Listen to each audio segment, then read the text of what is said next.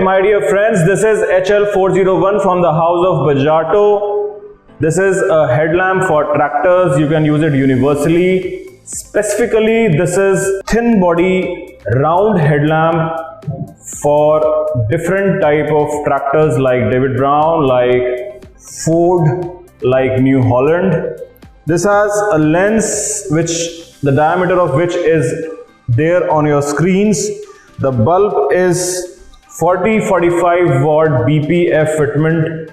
It has a clamp and a bolt and a nut, and there are 3 wires in that for the dip beam and the main beam. So there is a fitment bolt with a clip here.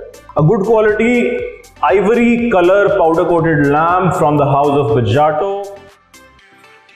I am Rajat Bajaj. I bring different automotive lighting videos for you every week.